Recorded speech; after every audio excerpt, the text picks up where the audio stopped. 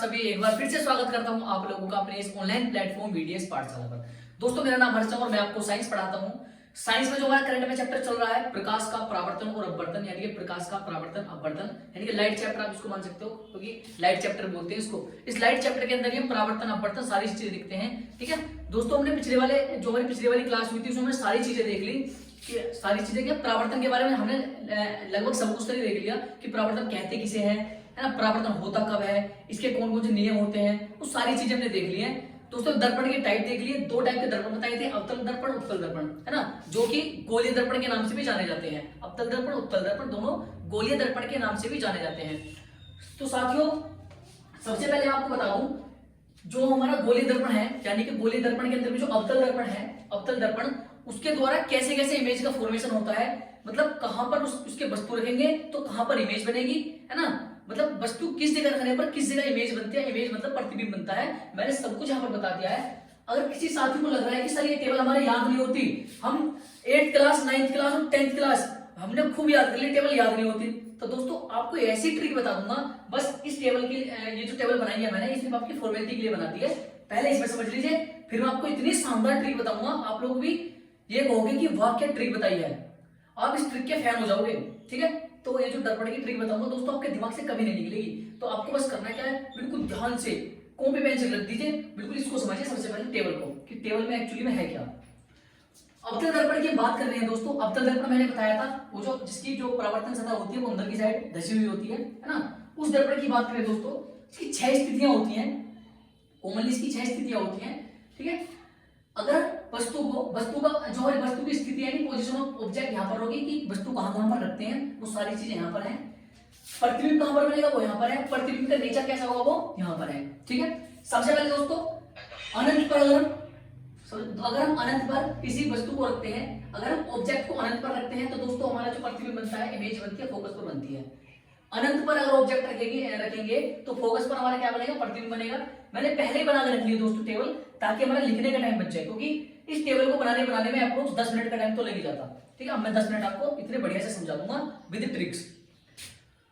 अगर हम अनंत पर वस्तु को रखेंगे दोस्तों तो जो हमारा इमेज है वो फोकस पर बनेगा, और इसका नेचर कैसा होगा, प्रकृति कैसी होगी दोस्तों, वास्तविक, उल्टा और अत्यधिक छोटा होगा, बिंदु की तरह होगा, बिल्कुल वास्तविक, उल्टा और अत्यधिक छोटा। ठीक है, सेकंड स्थिति, अगर हम सी से परे का मतलब है सी के थोड़े पीछे, है ना, अगर हम किसी भी वस्तु को, अगर हम किसी भी ऑब्जेक्ट को सी से परे रखते हैं, किसी भी ऑब्जेक्ट को सी से परे रखते हैं, अनंत से डायरेक्ट कहां पाई, सी से परे। ठीक है, अगर हम सी से परे रखते हैं दोस्तों तो जो हमारा प्रतिबिंब होगा वो कहां पर बनेगा, सी और एफ के बीच बनेगा।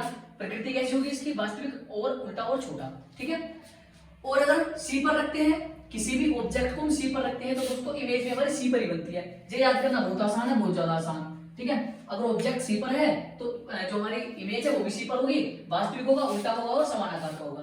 ठीक है, एक बात और सोच रही है दोस्तों, ये जो वास्तविक है ना, आपको सिर्फ फर्स्ट वर्ड याद रखना है, वास्तविक वास्तविक वास्तविक वास्तविक वास्तविक। ठीक है, लास्ट वाला आभासी है। जितने भी वास्तविक प्रतिबिंब होंगे, अगर वास्तविक है तो उसके साथ उल्टा आएगा जरूर, वास्तविक के साथ सीधा नहीं आ सकते प्यारे साथियों, क्योंकि अगर हमारा जो प्रतिबिंब की जो प्रकृति होगी अगर वास्तविक होगी ना, वास्तविक, तो दोस्तों वास्तविक प्रकृति के साथ उल्टा प्रतिबिंब बनता है, आभासी के साथ सीधा बनता है। तो आपको सिर्फ फर्स्ट वर्ड याद रखने हैं, वास्तविक वास्तविक वास्तविक वास्तविक वास्तविक, इसका मतलब उल्टा इन सभी के साथ जुड़ा है, उल्टा उल्टा उल्टा उल्टा उल्टा।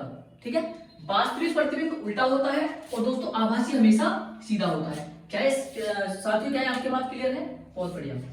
अब बात करते हैं दोस्तों, अगर हम अपनी ऑब्जेक्ट को यानी कि वस्तु को अगर सी और एफ के बीच में रखते हैं तो दोस्तों सी से परे हमारी इमेज बनती है, वास्तविक, उल्टा और बड़ा। ठीक है, अगर एफ पर रखते हैं, फोकस पर रखते हैं तो हमारी जो इमेज है, हमारी जो प्रतिबिंब है वो बनेगी दोस्तों अनंत पर बनेगी, वास्तविक होगा, वास्तविक के साथ मैंने क्या बताया था कि उल्टा बनेगी और बड़ा, प्रकृति बता रहा हूं इसकी। ठीक है, अब दोस्तों बात करते हैं नंबर 6 की। अगर हम अपनी ऑब्जेक्ट को, अपनी वस्तु को पी मतलब जो हमारे मिरर की जो सेंटर है, पी यानी पोल और फोकस के बीच में रखें तो दोस्तों ये जो हमारी ऑब्जेक्ट बनेगी, ये जो हमारी प्रतिबिंब बनेगी, ऑब्जेक्ट की जो प्रतिबिंब बनेगी और यानी कि जो इमेज बनेगी दोस्तों वो कहां पर बनेगी, मिरर के पीछे बनेगी। ठीक है, मतलब बनेगी तो नहीं लेकिन बनती हुई आभास होगी, है ना, मतलब रियल में तो नहीं बनेगी, लेकिन बनता हुआ आभास होगा कि हाँ भी प्रतिबिंब हमारा वहीं पर बना है एक्चुअली में। ठीक है, तो दोस्तों आभासी होगा, आभास हुआ है, मैंने आभासी के साथ क्या बताया था, सीधा होगा और बड़ा होगा। साथियों क्या ये बात क्लियर है आप लोगों के? अब मैं आपको ट्रिक बता देता हूँ कि आप याद कैसे रखोगे। तो देवियों और सज्जनों, मेरे भाई और बहनों, बिल्कुल दिमाग यहां पर गाड़ दीजिए बिल्कुल। ठीक है, आप सबसे पहले इसको नोट कर लीजिए, कर लिया, स्क्रीनशॉट मार लीजिए। अब मैं आपको ट्रिक बता रहा हूं दोस्तों। ठीक है,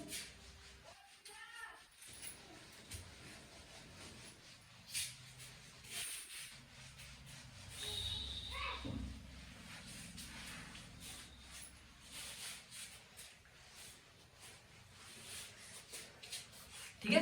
अब दोस्तों ट्रिक की बात करें, दिमाग बिल्कुल गाड़ देना है यहां पर। ठीक है, मैं ट्रिक लिख रहा हूं दोस्तों,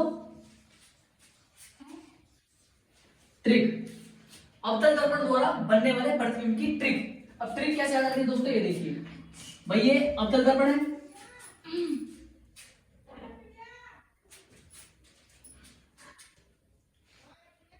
ठीक है, ये अवतल दर्पण है दोस्तों, ये अवतल दर्पण है।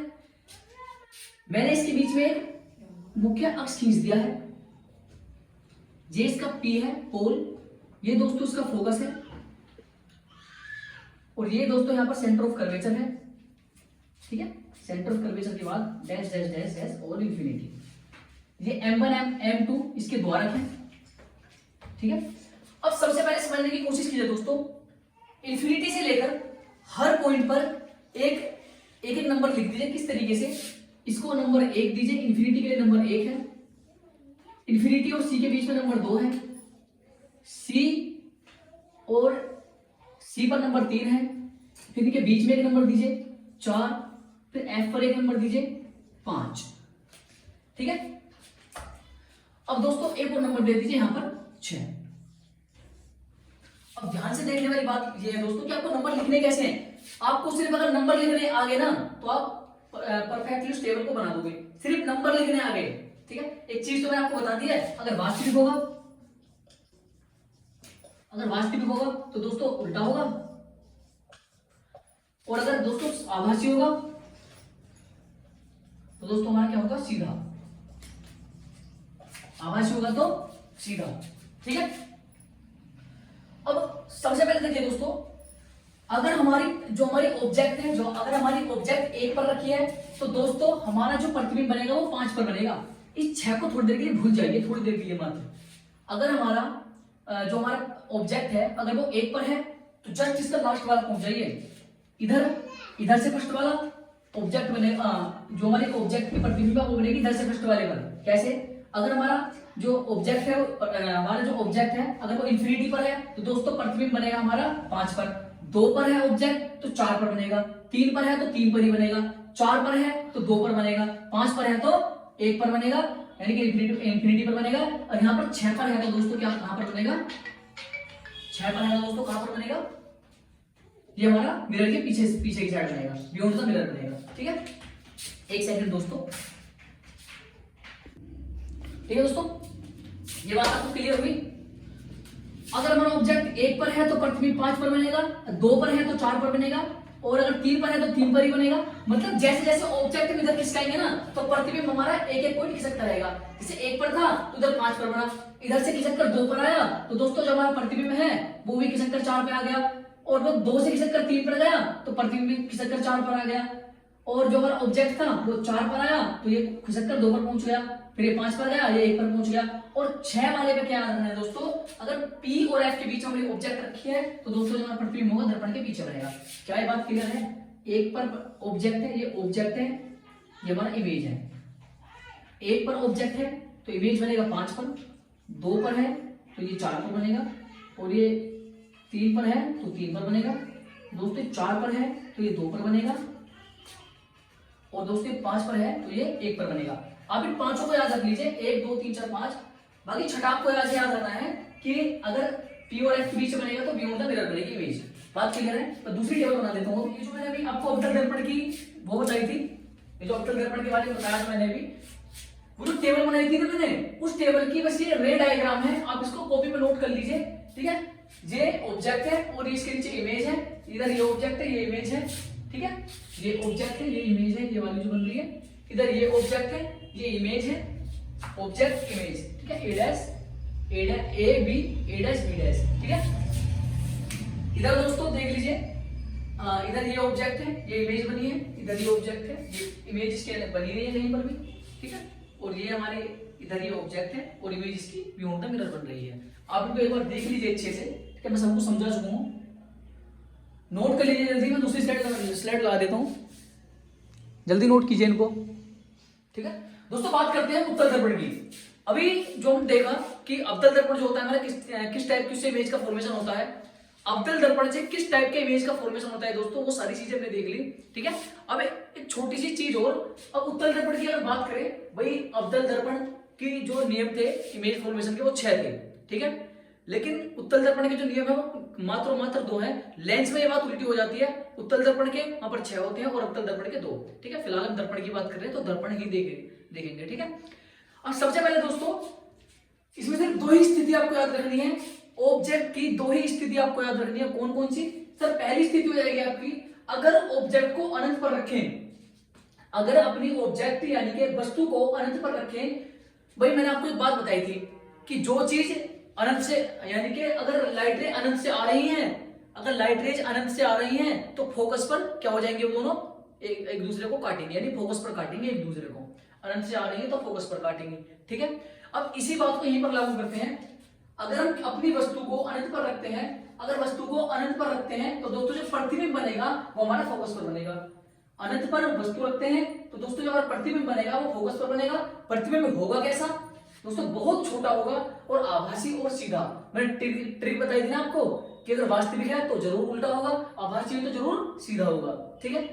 अब आभासी का मतलब क्या है सर? आभासी ऐसा कैसे कह सकते हो आपकी आभासी, है ना, कैसे पता चलता है दोस्तों? जो भी हमारी इमेज दर्पण के पीछे बनती है, जो भी हमारी इमेज दर्पण के पीछे बनती है दोस्तों, ये पेंटेड साइड है दर्पण की,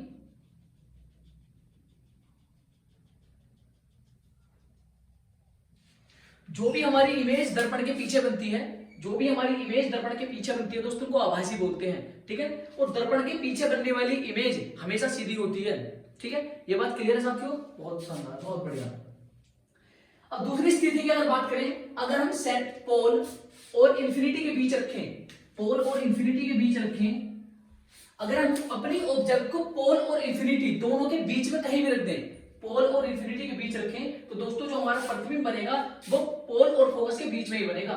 यानी कि अनंत से लेकर और पोल तक, अनंत से लेकर पोल तक अपनी हम ऑब्जेक्ट को कहीं भी रख दें दोस्तों, जो हमारा प्रतिबिंब बनेगा वो P और F इन दोनों के बीच में ही बनेगा।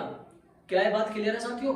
ठीक है। नेचर कैसा होगा सर उसका? ये P और F के बीच में होगा। नेचर होगा छोटा होगा, मतलब इससे थोड़ा सा बड़ा होगा, मतलब ये बहुत छोटा था, ये छोटा होगा दोस्तों, आभासी होगा और सीधा होगा, क्योंकि आभासी सीधा होता है और वास्तविक उल्टा होता है, ठीक है। अब ये रे डायग्राम है, इसको बोलते हैं रे डायग्राम।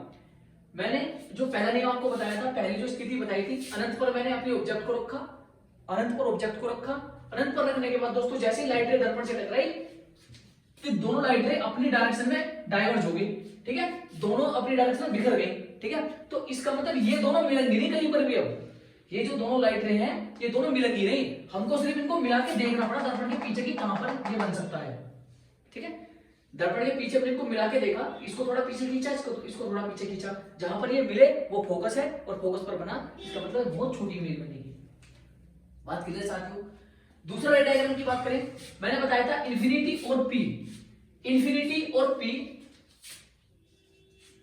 इंफिनिटी और P, यानी कि इंफिनिटी है, ये P मतलब पोल ध्रुव है, ये अनंत है, ध्रुव और अनंत, या इंफिनिटी और P, इन दोनों के बीच में हम कहीं पर भी रख सकते हैं ऑब्जेक्ट को। तो यही मैंने लिखा है, इंफिनिटी और P दोनों के बीच में कहीं पर भी ऑब्जेक्ट रख लो, कहीं पर भी ऑब्जेक्ट यानी वस्तु रख लो, तो दोस्तों जो हमारा प्रतिबिंब बनेगा फोकस और पोल के बीच में ही बनेगा। क्या बात क्लियर है साथियों? ये बात क्लियर है आप लोगों के? आप इसको एक बार नोट कर लीजिए, वो सेलेक्टिव डाटा छांट के लाया गया है, आप इसको नोट कर लीजिए जल्दी से। अब दोस्तों ने सारी चीजें देख ली है लगभग सी, मतलब ये तो दर्पण है हमारे लगभग खत्म ही हो गए हैं, अब लेंस चलेगा। उससे पहले एक छोटी सी चीज दोस्तों, हमने उत्तल दर्पण के यूजेस नहीं पढ़े हैं, मतलब उत्तल दर्पण के उपयोग नहीं पढ़े हैं। उत्तल दर्पण के उपयोग और देख लेते हैं दोस्तों। उत्तल दर्पण, दर्पण के उपयोग।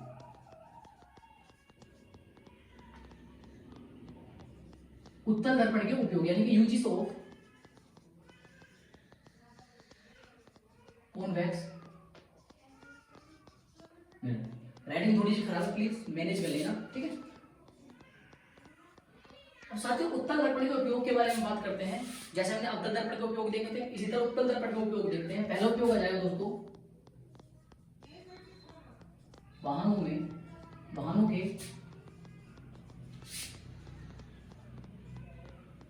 साइड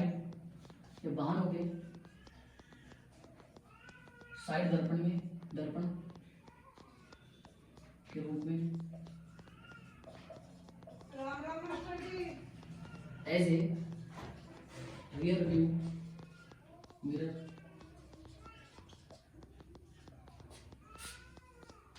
ठीक है। दूसरा, सड़कों पर सुरक्षा दर्पण के रूप में, सुरक्षा दर्पण के रूप में। तीसरा, as a safety mirror on road, ठीक है, as a safety mirror on road. तीसरा दोस्तों, तीसरा क्या होता है, हो सकता है दुकानों में निगरानी वाले दर्पण के रूप में, ठीक है। पहला इसका यूज किया जाएगा दोस्तों वाहनों में साइड, आपने देखा होगा ना वो जो कार के साइड में जो रियर व्यू मिरर लगे होते हैं, है ना, उसमें कितना भी बड़ा वाहन हो उसमें छोटा दिखाई देता है। तो यही कमाल होता है हमारे उत्तल दर्पण का, ठीक है। ये एक खासियत होती है उत्तल दर्पण की, ये कम साइज होने के बावजूद भी बहुत सारी जगह कवर कर लेता है, ठीक है। यानी कि बड़ा ट्रक आ रहा होता है, अगर ट्रक बड़ा है तो वो छोटा दिखता है उस साइड वाले मिरर में, ठीक है। तो इसलिए वाहनों के साइड मिरर में यानी कि रियर व्यू मिरर होता है उसमें दोस्तों। और सड़कों पर सुरक्षा यानी कि आपने देखा होगा कि जो 90 डिग्री का मोड़ होता है सड़कों पर, है ना, तो उसमें एक उसके पास एक मिरर लगा होता है जिसमें सामने का दिख रहा होता है, इधर का दिख रहा होता है ना, ताकि एक्सीडेंट से बचा जा सके। यानी कि छोटे साइज वाला दर्पण भी हमारा बड़े साइज कवर कर सकता है। तभी दर्पण कौन सा होगा, कॉन्वेक्स यानी कि उत्तल दर्पण की बात चल रही है। दूसरा, दुकानों में निगरानी करने के लिए दोस्तों, एक सेकंड बस, ठीक है। और जो दुकानों के जो निगरानी वाला दर्पण होता है उसके रूप में यूज किया जाता है। कहने का मतलब ये है, 1 मिनट साथियों प्लीज, ठीक है। यानी कि दुकानों में निगरानी वाले मिरर, अब आपने देखा होगा कि जो बड़ी बड़ी दुकान होती है उनमें मिरर लगा होता है जिसमें पूरी दुकान का व्यू आ रहा होता है ना। यानी कि कोई चोरी नहीं कर सकता है अगर ये मिरर लग जाए तो, क्योंकि छोटा सा मिरर पूरी दुकान का एरिया कवर कर लेता है। बात क्लियर है? चलो बहुत शानदार, आप इसको नोट कर लीजिए जल्दी।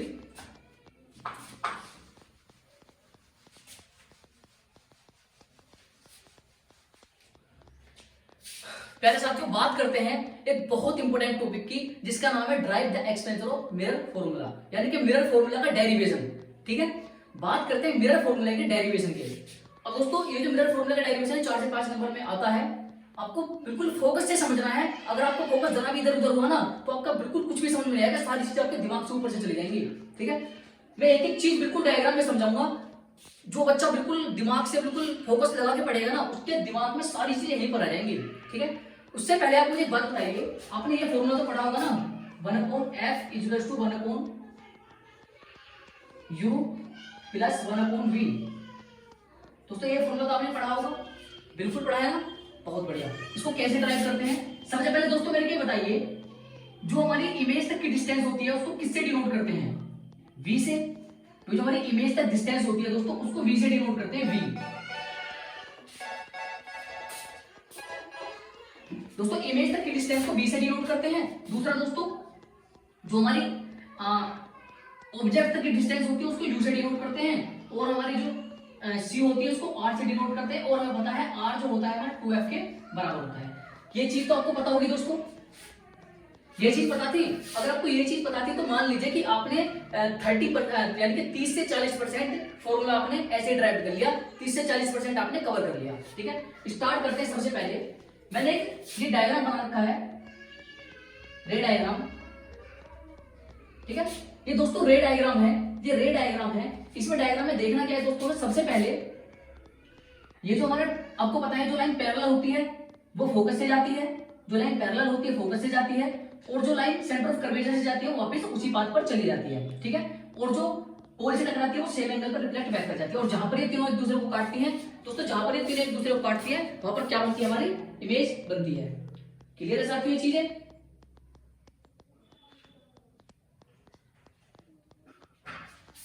ये चीज क्लियर है? इसी चीज के आधार पर हम चीजों को बनाने वाले हैं।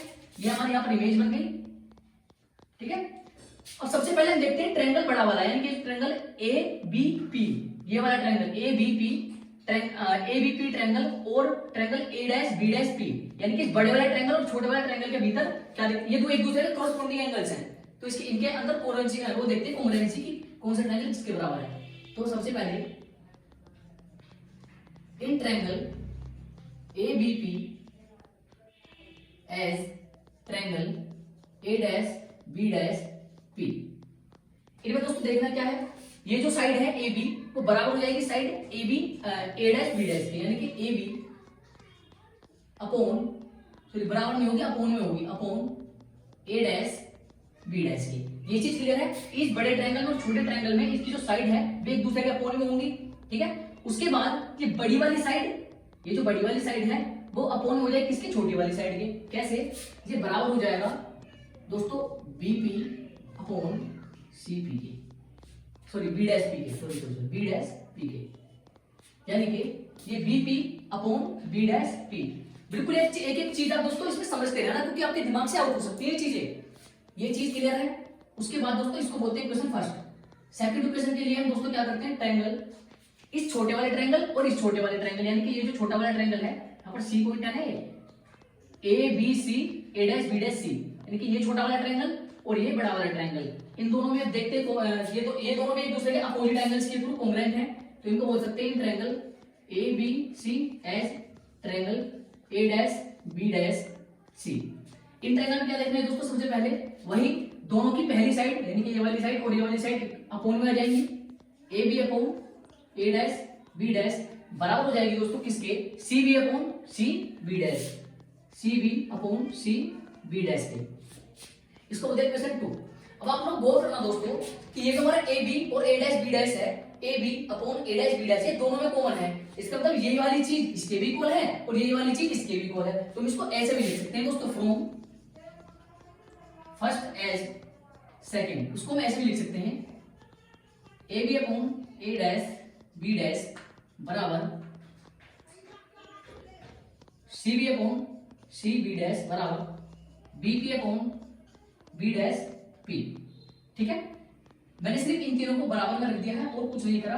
अब ये जो पर्टिकुलर एरिया है, ये जो पर्टिकुलर टर्म्स हैं, इनको आप इक्वेशन नंबर 3 मान लीजिए, सपोज कर लीजिए इक्वेशन नंबर 3।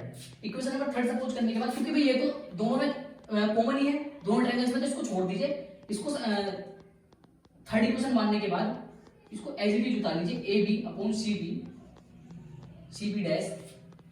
तो दोस्तों आपको देखना क्या है इसमें, भाई ये जो हमारा बीपी है इसको क्या बोलेंगे, ये जो हमारा बी डैश पी है इसको बोलेंगे यानी कि वी, क्योंकि ये है डिस्टेंस ऑफ इमेज, और बी और पी को बोलेंगे दोस्तों यू, क्योंकि ये है डिस्टेंस ऑफ ऑब्जेक्ट। मैंने ये बताया डिस्टेंस ऑफ ऑब्जेक्ट को क्या बोलते हैं, ये वस्तु की दूरी है, ये प्रतिबिंब की दूरी है। अब आप लोग बताइए वस्तु की दूरी को क्या बोलते हैं दोस्तों, u, प्रतिबिंब की दूरी को क्या बोलते हैं, v, इसकी जगह पर v, इसकी जगह पर u। यहां तक बात क्लियर है? चलो अब बात करते हैं cb और cb डैश की। यहां तक बातें क्लियर है साथियों? चलो कोई दिक्कत नहीं है, बहुत बढ़िया। अब बात करते हैं cb और cb डैश की। दोस्तों इस cb को, ये जो cb लाइन है cb cb cb, इस cb को हम क्या लिख सकते हैं, इस cb को हम ऐसे तो लिख सकते हैं bp में से माइनस कर दो cp को, बीपी में से माइनस कर दो सीपी को, तो ये वाला हिस्सा बचेगा बीपी में से माइनस कर दो सीपी को, तो ऐसे तो लिख सकते हैं बीपी माइनस सीपी, ठीक है। अब बात करते हैं दोस्तों सी बी डैश की, सी बी डैश की, सी बी डैश की। हम इसको ऐसे भी तो लिख सकते हैं कि सीपी में से बी डैश पी माइनस कर दो, सीपी में से बी डैश पी माइनस कर दो, ऐसे लिख सकते हैं इसको, सीपी में से माइनस कर दो बी डैश पी बराबर 0.v। बात क्लियर है? बीपी को क्या बोलते हैं दोस्तों, बीपी को यानी कि u, क्योंकि हमारी ये डिस्टेंस ऑफ ऑब्जेक्ट है, इसको बोलेंगे u, माइनस cp को क्या बोलेंगे r। इस cp को r बोलते हैं, मैंने बताया था r बराबर 2f होता है, उसको हम 2f लिख सकते हैं। चलो CP को 2f बोलते हैं और B डैश P को हम V बोलते हैं, क्योंकि B डैश P हमारी जो डिस्टेंस ऑफ इमेज है बराबर U और V। क्रॉस मल्टीप्लाई करने के बाद दोस्तों हमारा बनता है U minus 2f equals to U 2f minus V। मैंने कुछ नहीं करा दोस्तों, बस इनकी क्रॉस मल्टीप्लाई करी है। अब क्रॉस मल्टीप्लाई करने के बाद दोस्तों क्या होगा, ये बन जाएगा UV minus 2FV, UV minus 2FV बराबर 2FU माइनस UV।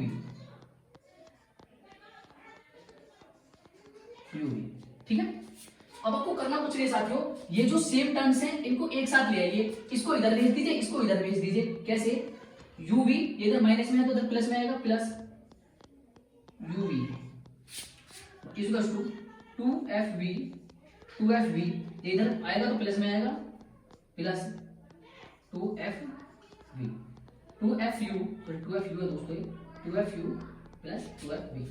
अगर किसी ने एक पूछ लिया ना कि सर प्लस कैसे आ गया, कसम से नर्सरी क्लास में एडमिशन दिवा दूंगा। ठीक है, आपको पता होगा अगर इक्वल के साइन चेंज हो जाते हैं, प्लस माइनस में डिवाइड और मल्टीप्लाई है। ठीक है, अब इसको हम लिख सकते हैं दोस्तों 2UV बराबर 2FU प्लस 2FV। यहां तक साथियों बात क्लियर है। अब इस ये जो जितनी हमारी जो भी इक्वेशन बनी है, इस इक्वेशन को डिवाइड करते हैं UVF से 2UVF से डिवाइड करते हैं। डिवाइड करने के बाद दोस्तों हमारा क्या बनेगा, डिवाइड करने के बाद हमारा बनेगा दोस्तों 2UV equals to 2FU plus 2FV upon 2UV upon 2UVF plus 2UVF। ठीक है, हम मैंने कुछ नहीं करा, सिर्फ इसको UVF से डिवाइड करा है। डिवाइड करने के बाद दोस्तों 2UV से 2UV कट जाएगा, यानी कि जो सिमिलर टर्म्स है उनको काट दीजिए। 2FU से 2FU से 2FU कट जाएगा दोस्तों। एक मिनट,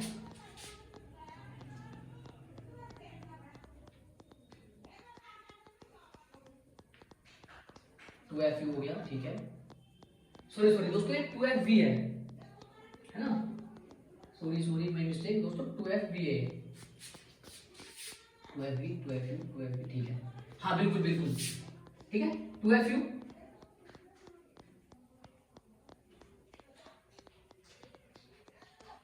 इसको रफ कर देते हैं थोड़ा सा, सब 1 मिनट रफ कर देता हूँ हल्का सा। UV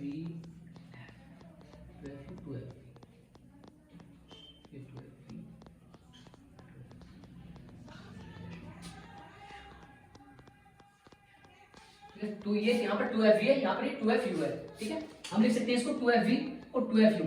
और इसमें साथियों आपको देखना क्या है, देखना आपको इतना है बस,